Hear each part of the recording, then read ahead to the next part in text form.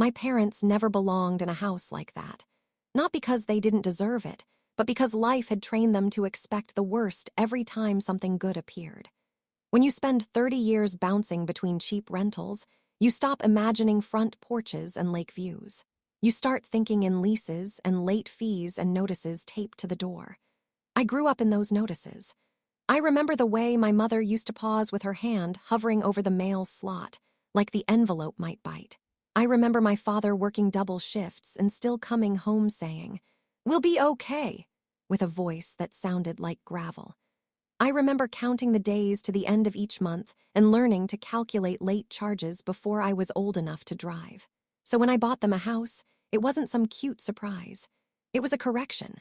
I work in data security now, boring title, good salary. My job is to see threats before anyone else does, to notice patterns that don't belong, to lock down what's valuable before someone smart and cruel finds a way in. I started using that skill long before I ever saw a corporate paycheck. For years, every time I got a promotion or a bonus, I didn't upgrade my life. I upgraded my parents' safety net. I helped clear old debts. I padded an account they didn't know existed. I learned to speak mortgage language and tax language, and this clause will ruin you language. And then, one day, something happened that made everything real. I found the house. It wasn't just any house. It was a place people crushed into mood boards and desktop wallpapers. A 3-bedroom, glass-fronted home on the edge of a quiet lake, with a wraparound deck and a small private dock. Floor-to-ceiling windows in the living room. A kitchen that looked like it belonged in a magazine, with soft gray cabinets and a view of the water from above the sink. A bedroom on the main floor so my father wouldn't have to climb stairs. The listing price, $1.2 million. I stared at that number for a long time, my heart pounding, brain automatically calculating down payments, closing costs, insurance, property tax, the weight of it compared to everything I'd saved. I could afford it, barely, carefully. If everything went right and I kept treating my life like an emergency drill, most people would have walked away. I made a spreadsheet. Then I talked to an attorney. I didn't want that house tied directly to me. I didn't want it vulnerable to my job, my future, my mistakes. I wanted it locked around my parents like armor. So we structured it cleanly. The home would be purchased with my funds, placed in my parents' names with specific protections, and accompanied by legal documents that would make it nearly impossible for anyone to strip them of ownership without triggering alarms. It was the most intense financial decision I'd ever made. It was also the easiest. The day we closed, I didn't tell my parents. I let them think I was just busy with another deployment at work. I spent evenings at the house alone, walking from room to room, imagining how my mother would arrange the cabinets, where my father would put his favorite chair, how sunlight would look across their faces instead of peeling paint and thin walls. There's a particular kind of quiet inside an empty, expensive house you've just signed your life over to. It doesn't sound like bragging. It sounds like responsibility. A week later, I drove to their cramped apartment with a lie on my tongue. "Take a ride with me," I said, leaning against their kitchen counter. "I want to show you something outside the city." My mother frowned. "Do we need to bring anything?" "Just yourselves," I said. "Maybe your jackets, it's cooler near the water." My father looked suspicious, but he grabbed his coat. The drive was an hour, long enough for my mother to guess it was a work thing, a client thing, a "you're finally moving out of your shoebox" thing. She kept glancing at me in the rearview mirror like she could pry the secret out of my face. When we turned off the main road and the lake came into view, she went quiet. The house sat at the end of a short, curved drive, white in glass and wood, reflecting the sky. It was beautiful but not flashy, solid, bright without being loud. My mother gripped the handle above her door. "Claire, we shouldn't even be parked here," she whispered.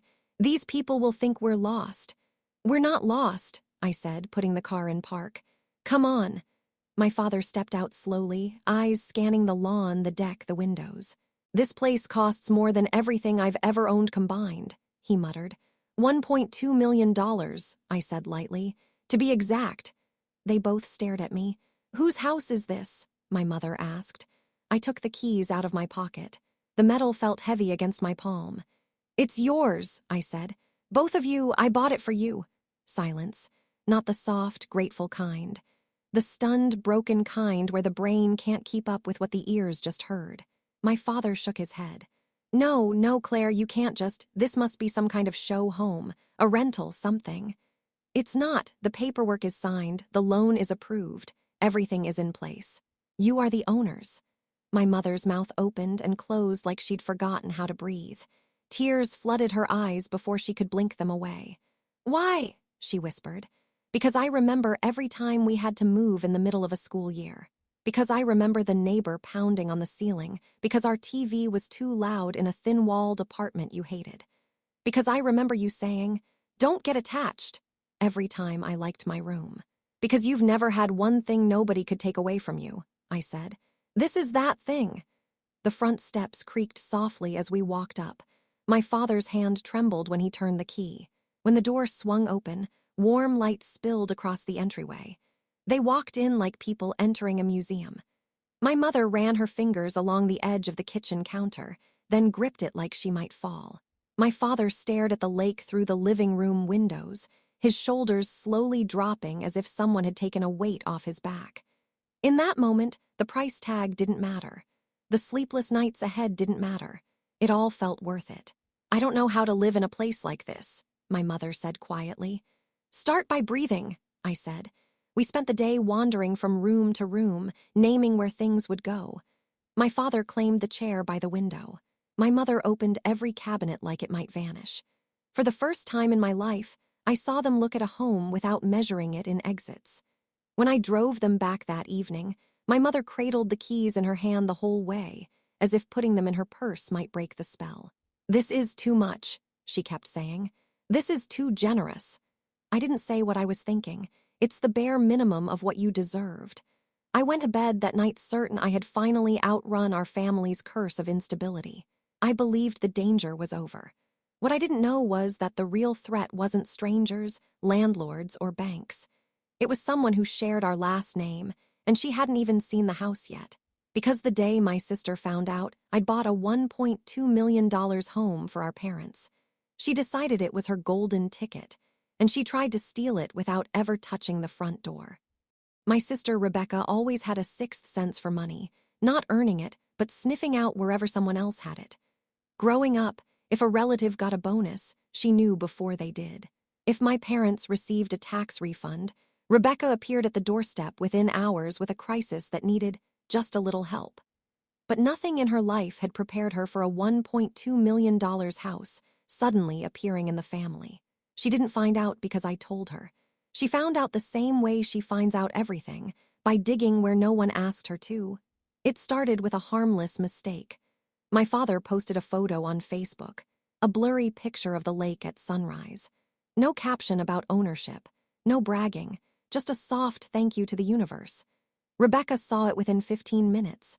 By the end of the day, she'd reverse-searched the photo, triangulated the neighborhood, and looked up the sale history of every lakefront house in a mile radius. That's the thing about growing up poor. You never shake the skill of investigating what you can't afford. 2 days later, she called my mother. I wasn't on that call, but I've heard my mother's version enough times to imagine it clearly. Rebecca started quietly, "Where are you staying this weekend?" Then warmly, "Oh my God, that view is incredible." Then sharply, "Why didn't anyone tell me Claire bought you $1 million house?" Then accusingly, "You owe me honesty. I'm your daughter too." My mother, who avoids conflict like it's poison, apologized 3 times before Rebecca even finished talking. The next morning, Rebecca showed up at the new house uninvited. She didn't bring flowers. She brought Caleb, a man she introduced as a financial advisor, though his suit looked slept in and his briefcase was missing a handle. My parents, ever polite, let them in. Rebecca acted impressed for exactly 5 minutes. Then she started circling the living room like a real estate shark calculating commission. "Wow," she said, tapping the window frame. "This place has serious equity." My father didn't respond. He'd begun treating her the way people treat aggressive dogs, calm voice, slow movements. Caleb set the tone immediately. He opened a folder of printed papers and smiled like a man about to sell a miracle. "Your daughter did something generous," he said, "but generosity can be expanded." My mother frowned. Expanded how? He leaned forward, hands steepled. With a property like this, you could refinance and pull out hundreds of thousands in cash. Use it for home upgrades, medical bills, travel, whatever you want. Your names are on the deed. You have every right to access the value. My father stiffened. We don't need that. Rebecca chimed in instantly. Dad, you barely have retirement left. Claire keeps all her money tied up in work accounts. You deserve some breathing room. Claire said not to take loans against this house, my mother whispered. Claire isn't the one struggling, Rebecca snapped. My parents didn't sign anything that day. They were startled, confused, overwhelmed, but Rebecca wasn't done. She kept coming back. Every visit she brought new papers, different forms, slightly altered documents, simplified sign here versions. She brought guilt. She brought urgency. She brought Caleb, who spoke quickly and confidently and rarely let either of my parents get a full question out. And worst of all, she brought lies. You won't lose the house. This is normal. Banks do this all the time for seniors. Claire doesn't need to know. Claire protected herself, not you. By the end of the week, she had worn them down enough to get their signatures on what they thought was a harmless pre-qualification check. The problem.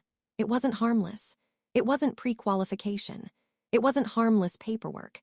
It was an identity verification request for a refinance attempt, one that would have pushed my parents into a predatory loan and handed all available cash to Rebecca and her advisor. They signed it thinking they were acknowledging that Caleb had explained something. They signed it because he rushed them. They signed it because Rebecca pressured them. They signed it because they trusted her. They shouldn't have. And they didn't know what they had done until I found out. Not because they told me, not because Rebecca bragged, but because something happened that Rebecca didn't account for. She forgot what I do for a living. I lock down systems for a living. I detect unauthorized access for a living. I spot digital fraud for a living.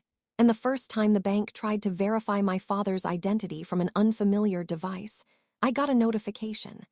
I ignored the first one, assumed it was a glitch. But when the second one arrived, and the third, and both were tied to my father's name and social security number, I knew something was wrong.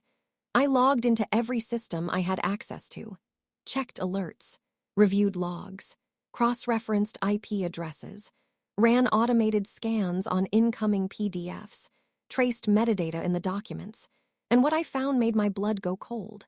Emails from my parents addressed that they didn't write.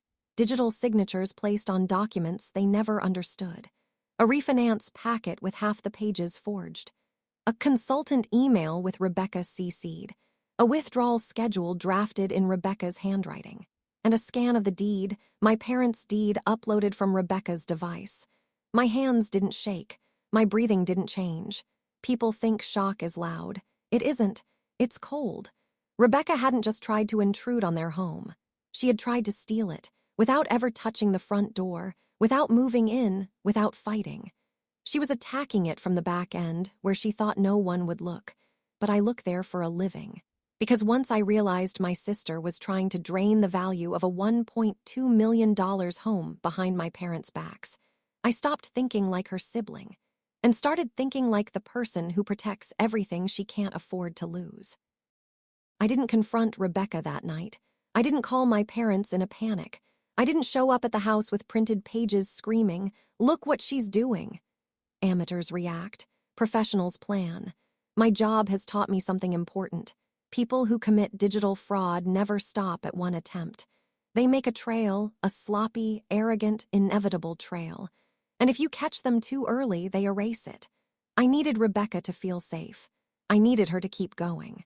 I needed her to walk far enough into her own crime that she couldn't blame it on confusion or bad advice. So I waited. And while I waited, I prepared. First, I gathered every digital breadcrumb. The forged signatures, the metadata linking documents to Rebecca's laptop, Caleb's fake credentials, each identity verification attempt. Every altered PDF, the IP logs from Rebecca's house. The loan application draft, she never expected me to find then. I contacted a person I trusted more than anyone in that moment, attorney Grace Miller. Grace is the opposite of chaos. White hair pulled into a sharp twist, dark suits, clean glasses, and a calm that could settle a hurricane. I'd used her once for a work contract, and she'd scared an entire legal department into rewriting their terms in 24 hours. When she answered the phone, she spoke in that flat, firm tone that meant she was already listening carefully. "Grace, I need help," I said. "My sister is trying to refinance my parents' house fraudulently." "That's a serious accusation," she replied. "I know," I said. "That's why I'm calling you." I sent her the documents, all of them. She didn't respond for 20 minutes. When she did, it was with a single sentence. "This is not just unethical. It's criminal." We talked for an hour after that. I explained how Rebecca operated, charming, manipulative, always rushing people so they'd sign before they understood. Grace explained how lenders work.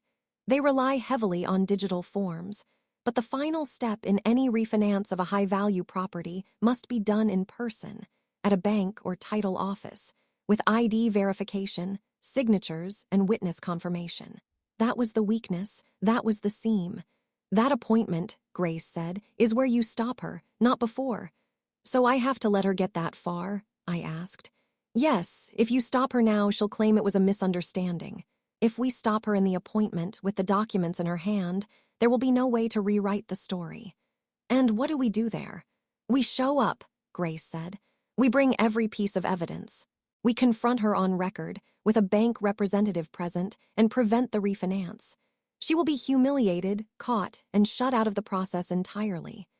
I closed my eyes. A part of me hated the idea of seeing Rebecca crumble in public.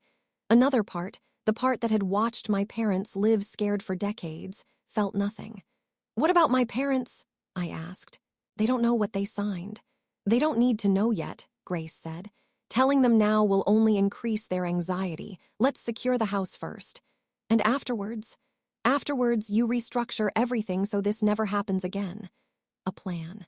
A real one.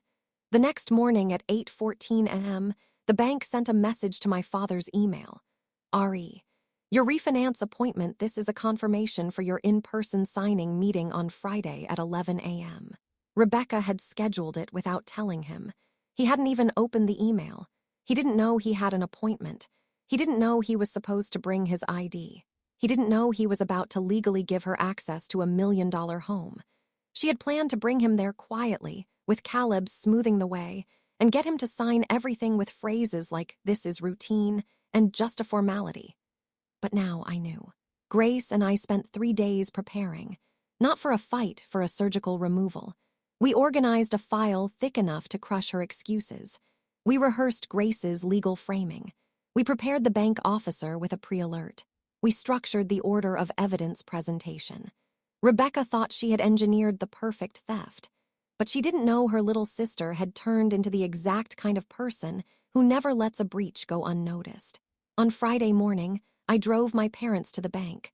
My mother wore her best cardigan, nervous but trusting.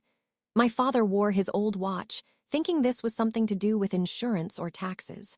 They didn't know they were walking into a confrontation. But Rebecca did.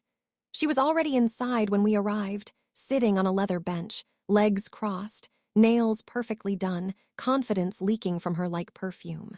Caleb sat beside her, scrolling on his phone. When she saw me walk in with Grace at my side, her smile twitched. Just a flicker, just enough to tell me she sensed something was wrong. "Claire," she asked, trying to sound light, "what are you doing here?" I looked her dead in the eye. "Stopping you." Because Rebecca thought she was walking into a routine signing, but she was walking into a trap I built by studying every weakness she didn't know she had. Bank offices always smell the same: paper, carpet cleaner, and the faint anxiety of people signing things they don't fully understand. Rebecca had chosen this branch for a reason. It was quiet, small, the kind of place where staff don't ask too many questions if someone flashes confidence and says, "We've already spoken to a representative." But today, confidence wouldn't save her. The loan officer, a calm man named Daniel, led us into a private meeting room with glass walls. He gave my parents polite smiles. He gave me a knowing nod. He didn't look at Rebecca. He already knew who the problem was.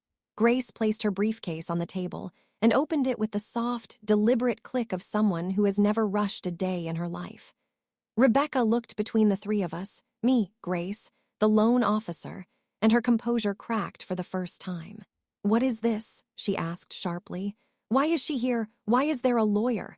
My father lifted his hand in a gentle attempt to calm things. "Becca, honey, we're just here to understand what we're signing." Her jaw clenched. "No, Dad, we're here to finish something that's already been agreed to." Grace leaned forward, voice calm as polished steel. "Actually, no legal agreement has been made, and nothing will be signed today." Rebecca blinked. "What?" Daniel interlaced his fingers on the table. "Miss Dawson, some red flags were brought to our attention. Before we proceed, we need clarity on how this refinance request was initiated." Rebecca's face went pale. "I initiated it because my parents need the money. Why is that a problem?" "It's a problem," Grace said, "because your parents did not initiate it, and they did not understand the document you pressured them into signing." My mother gasped softly. "My signature was pressured?" Rebecca turned to her. "No, Mom, that's not what she means. The papers were just a pre-check. Everyone does that. You know I wouldn't do anything to hurt you." Grace slid a printed document across the table. It was the digital footprint from the forged signature attempt. Time-stamped. Device-stamped. IP address identified. Metadata showing it originated from Rebecca's laptop. Rebecca stared at it like it was written in another language. I didn't, this is taken out of context." Grace slid another page forward. This one showed the altered PDF that had removed the clause protecting my parents from secondary liens. Then another. A transcript of the attempted identity verification done through Caleb's device. Then another. A draft withdrawal schedule listing Rebecca's bank account as the recipient of equity payouts. Rebecca's breath shortened. Her hands twitched. Her voice wavered between fear and rage. "This is ridiculous. Caleb will explain everything." All eyes turned to Caleb. He didn't look up. Daniel spoke carefully. "Mr. Hunt attempted to pass himself off as a licensed financial advisor. Our system flagged his identity as inconsistent with registered professionals. He should not have been involved in any refinance discussions." My father looked at him with betrayal so deep it shook the room. You pretended to be my advisor," he whispered. Caleb swallowed hard. I was just helping," Rebecca said. Rebecca shot him a look that could kill. "Shut up." Grace didn't raise her voice. She didn't need to. "Mr. Hunt, you may not want to continue speaking. Everything you say here will be documented." He shut his mouth immediately. Rebecca tried a different tactic. She switched from anger to desperation. "Mom, Dad, please. I wasn't trying to hurt you. I just wanted to help. Claire has all this money and she doesn't share anything. I thought you deserved something too." My mother's voice trembled. "We never asked for money, Rebecca. We never asked for anything." Rebecca stood up so fast her chair screeched. "This is unfair. Claire is twisting things like always. She wants to control everything. She bought you $1 million house and now she wants to be the hero." "Stop," I said quietly. The words sliced through her tirade. She froze. I reached into my bag and pulled out the last document, the loan's projected amortization schedule. It showed, in plain numbers, that if the refinance went through, my parents' monthly payment would more than triple their interest rate, would double, they would lose the house within a year. Rebecca would walk away with nearly $300,000, and my parents would be left with nothing. I placed it gently in front of them. "This," I said, "is what she was trying to make you sign." My father's eyes filled with tears, not from sadness, but from realization. My mother pressed her hand to her mouth. Rebecca's voice cracked into a whisper.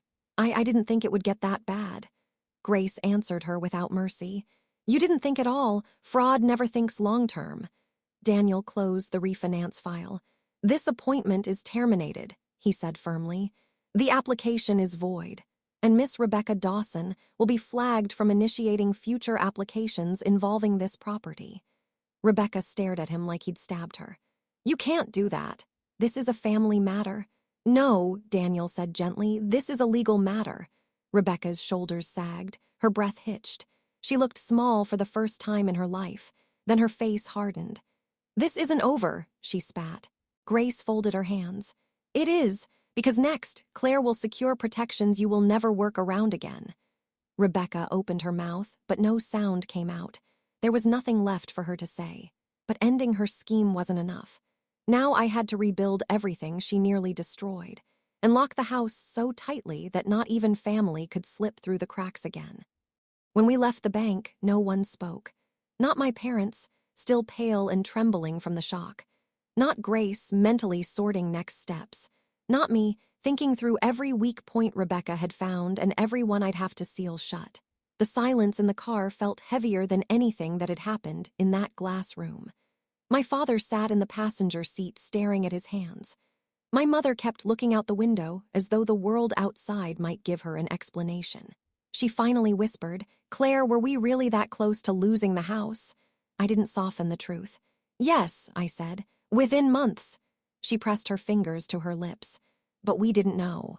We didn't mean to sign anything dangerous." "I know," I said quietly. "That's why she targeted you." My father shook his head slowly. "I raised her. I raised both of you. I don't understand how she turned into this."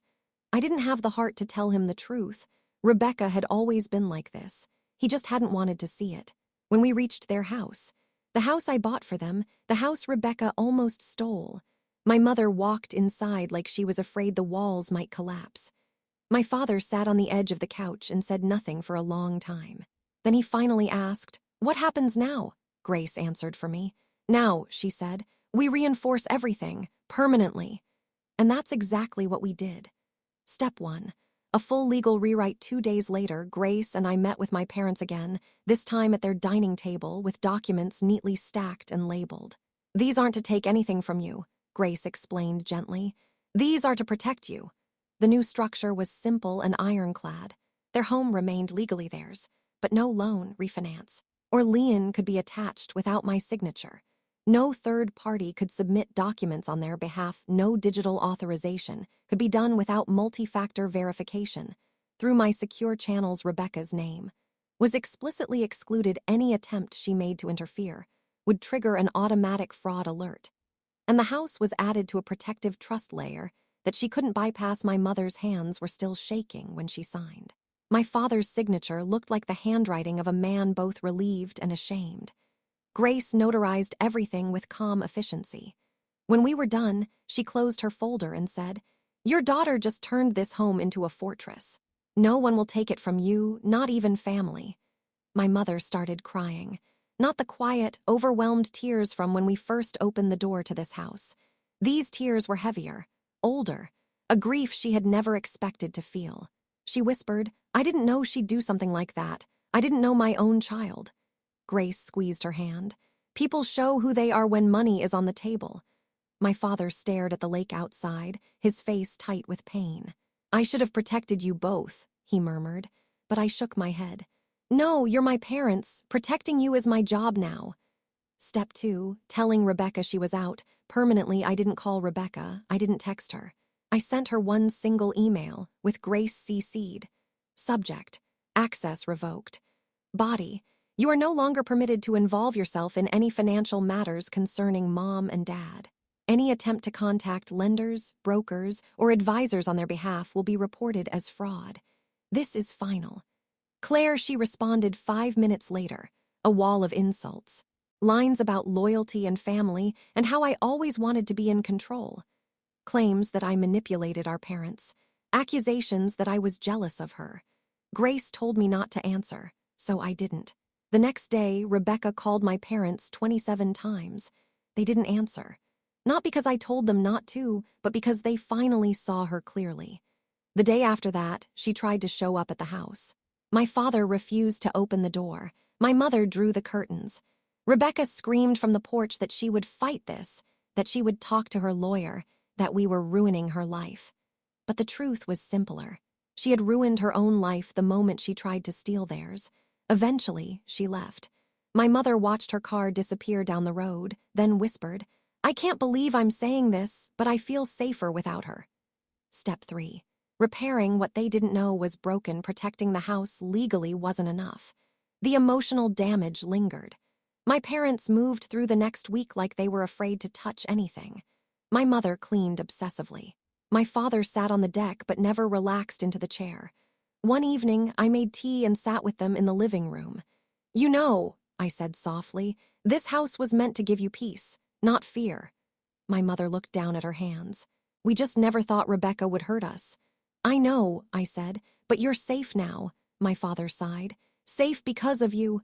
No, I corrected. Safe because of boundaries. My mother finally met my eyes. I don't know if I can forgive her. You don't have to, I said. Forgiveness isn't required for peace. They sat with that for a long time, and something shifted. Something subtle but important. It was the beginning of healing. Step 4. Making sure this never happens again, Grace helped me file final notices with the county recorder, the bank credit bureaus, digital identity services, state property registries. Every agency now had one clear rule. Any refinance attempt must be flagged and halted unless verified through me. The house was no longer a piece of paper vulnerable to manipulation. It was a locked vault, a $1.2 million fortress. My parents would never again be asked to sign something they didn't understand. No one, not even family, could access their asset. And Rebecca, she had lost access to the one thing she always depended on, their trust. But even after securing the house and shutting Rebecca out, there was still one last confrontation coming, one she would force on me, and one I would be ready for. Rebecca stayed quiet for almost a week. Not truly quiet, because Rebecca never stops talking, but quiet toward us. No calls to my parents, no messages to me. Just angry social media posts about betrayal and family turning on you when you need them most. She wrote it all for sympathy, of course, but nobody bit. Not like she hoped. Because while she was trying to shape a narrative online, my parents were experiencing a different one at home. One where peace didn't feel like a miracle anymore, but like something possible. One morning, my father called me and said, "Your mother laughed today, actually laughed." It was a strange, beautiful thing to hear. I was beginning to believe the storm had passed. But storms don't pass when someone like Rebecca feels robbed of control. They regroup. They look for loopholes. They push until something cracks. And on the 8th day, she cracked. It was a Thursday afternoon when she showed up at the house again. Not the new house, my apartment. She banged on the door so hard the frame shook. "Claire, open the damn door." I almost didn't. Grace had advised me to disengage completely. But something told me this wasn't ending until she said whatever she came to say. So I opened the door. Rebecca stood there, hair messy, eyes wild, breathing fast. She looked like she hadn't slept. Maybe she hadn't. "You ruined my life," she said. I leaned against the frame calmly. "No, I stopped you from ruining Mom and Dad's." She pushed past me without asking and stormed into my living room. "You embarrassed me at the bank," she snapped. "You humiliated me in front of that loan officer, and Caleb won't even return my calls. Everyone thinks I'm some sort of criminal. You committed fraud, Rebecca." "I was helping them," she screamed. I didn't raise my voice. "You were helping yourself." She laughed, a sharp, broken sound. "You really think you're so perfect, don't you? The golden daughter, the responsible one, the savior, always swooping in to fix things." "Someone had to." She flinched like the words slapped her. "Do you even know why I wanted the refinance?" she demanded. "To get money." She shook her head violently. "No, to get ahead, to finally have something of my own, to not be the one always struggling while you climb higher and higher." There it was. The truth, not noble, not sympathetic, not a misunderstanding, jealousy. "You wanted what Mom and Dad had," I said softly. "Not because you needed it, but because I gave it to them." She froze. "That house," her voice cracked, "should have been for all of us." "It was for all of us," I said. "A family home, a safe place, but you wanted the money, not the meaning." She stepped closer, eyes burning. "You think you can block me from everything now?" "Yes," I said plainly. "And you think they'll choose you over me?" "They already have." Her breath hitched. Her shoulders sagged for a moment, like something inside her finally broke. Then she whispered the thing she came to say. "They don't love me anymore." I didn't soften. I didn't lie. I didn't rescue her from the truth she built with her own hands. "They love you," I said, "but they don't trust you. And trust is something you lost all by yourself." She crumpled onto my couch, face in her hands. For 10 long seconds, the room was silent except for her shaky breathing. Then she looked up. "I want to see them." "No," I said. "Not until they're ready." She swallowed hard. "When will that be?" "I don't know," I said, "but forcing it won't make it happen faster." She stood slowly, wiping her face. You think I'm a monster.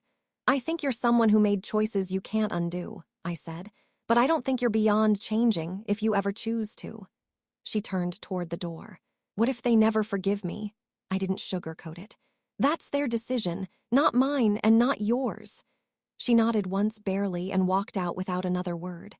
For the first time in our lives, Rebecca didn't slam the door. That night, my mother called me. Rebecca came by, she said softly. She didn't yell, she didn't demand anything, she just left a note. What did it say? My mother read it aloud. It was short, apologetic, real. It wasn't redemption. It wasn't a fix, but it was an acknowledgement. I don't know what to do with it, she said. Do nothing, I answered. Let her sit with her choices. Let her grow. If she wants to earn your trust back, she will. But not through manipulation. Not through guilt. Through consistency. My mother exhaled slowly. You sound like someone who understands boundaries. I learned from the best and the worst, I said, and that was true. But even with Rebecca stepping back, there was still one final piece to put into place. One that would shape the future of the house, my parents, and our family forever. The hardest part of fixing a family isn't the confrontation. It isn't the paperwork. It isn't even the betrayal. It's what comes after. Most people think the story ends when the villain is exposed or when the threat is neutralized. But real life doesn't work that way. Real life leaves aftermath, quiet, heavy, and full of decisions you've never had to make before. I visited my parents the next morning. My father was on the deck, watching the lake shimmer in the early light. His coffee sat cooling beside him. He looked older than usual and younger all at once, like a man who had finally stopped bracing for disaster. My mother was inside, arranging flowers. She looked up when I walked in. We got Rebecca's note, she said softly. I don't know how to feel. You don't have to decide, I replied. Not today, she nodded, relieved. Because forgiveness is not a deadline. It is not a duty. It is not a requirement for healing. It is a choice made slowly, honestly, and in your own time. We sat at the kitchen table while the tea steeped. My father folded his hands, staring at the grain in the wood. She came by yesterday, he said. Didn't ask to come in, just left the note and went. My mother swallowed tightly. She looked small. I didn't say anything. They needed space to make sense of it themselves. After a long pause, my father said, We raised her. Maybe we accidentally taught her to take instead of ask. Maybe we gave too many excuses. My mother touched his arm. We loved her. We tried. Then she looked at me. You don't think she'll try anything again? No, I said. Not after the protections we put in place, and not after seeing the consequences. But protection wasn't the whole point. My parents deserved more than safety. They deserved dignity, confidence, a home where they didn't feel haunted by what almost happened. So after breakfast, I took out the last document Grace and I had drafted, the final piece that would shape the future. My mother frowned. What's this? I set the folder in front of them. This, I said, finalizes your security for good. Inside were 3 things. 1. A sealed provision preventing any family member, present or future, from accessing loan options without explicit dual signatures. Not just mine, there's 2. This wasn't about my control, it was about their autonomy. 2. A simplified financial guide I created. A short, clear binder explaining every protection, every clause, every rule, so they never again felt confused or overwhelmed. 3. A legacy plan. Something I had written alone one night, unsure whether to include it. My father read it slowly, eyebrows lifting. This isn't for now, he said softly. This is for someday. Yes, I said. The house remains yours for life. But after that, should anything happen, you decide who it goes to, not by default, not by pressure, by choice. My mother covered her mouth. We never had anything to leave behind, she whispered. We never thought we'd need a plan. You have something now, I said. Something worth protecting. They didn't sign immediately. They read it twice. They asked questions. They took their time. And when they finally signed, it wasn't out of fear or confusion. It was out of clarity. When the last signature dried, my father leaned back in his chair and exhaled so deeply it sounded like he was releasing decades of worry. This is the first time I feel like this house is really ours, he said. My mother nodded. I'm done being afraid someone will take it away. That was the moment I'd been fighting for, not the legal win, not the confrontation, not the evidence. This moment, where they felt safe. Weeks passed. Rebecca stayed distant but calmer. She started seeing a therapist, something I never expected her to do. She stopped posting about us. She stopped manipulating. She stopped demanding entry into our lives. Eventually, after nearly a month, my mother asked, "Do you think it's time to see her?" "That's up to you," I said. "I won't decide for you." She nodded, then added, "But not alone." "Not yet." So we arranged a quiet, simple meeting at a park. Not the house, not my apartment, not anywhere symbolic. Rebecca showed up looking smaller, softer, like someone who had finally started carrying her own weight instead of dropping it on everyone else. She didn't make excuses, she didn't cry, she didn't beg for forgiveness. She simply said, "I'm sorry, I did wrong, I hurt you, and I'm going to fix myself, not you." It wasn't perfect. It wasn't enough to erase anything. But it was honest, and honesty was a start. My mother took her hand gently. My father nodded once, guarded but hopeful. I didn't speak. I wasn't the one she needed to apologize to, not first anyway, but she looked at me last. "Thank you for stopping me," she said. "Even if I hate how you did it, you were right." I accepted the words, not the responsibility. "Don't thank me," I said. "Just do better." She nodded. And for the first time in years, she left without leaving chaos behind her. The house changed after that. Not physically. The walls remained glass and wood and light. The lake remained still and bright in the mornings. But the atmosphere changed. My mother hummed while baking again. My father read his financial guide with surprising pride. They hosted small dinners with neighbors. They walked the shoreline without worrying about signatures or schemes. The house, after everything, finally became what I wanted it to be, a home, not a battleground. One evening, I stood on the deck watching the sunset shimmer across the lake. My parents were inside, laughing over a puzzle. Rebecca wasn't here. And that was okay. Peace isn't the absence of family. It's the presence of boundaries. And in that quiet moment, I realized something. I didn't save the house. The house saved us. It forced every secret into the open, every manipulation into the light, every weakness into a lesson. It made us rebuild not just the property, but the relationships around it. My mother stepped onto the deck and handed me a mug of tea. "You look peaceful," she said. "I am," I said. She smiled gently. "You gave us something we never had before." "A house?" I asked lightly. "No," she said. "A future." I looked back at the water, at the soft gold light, at the reflection of everything we had fought to protect. And for the first time since buying a $1.2 million home that nearly tore my family apart, I knew we had finally earned it. All of it.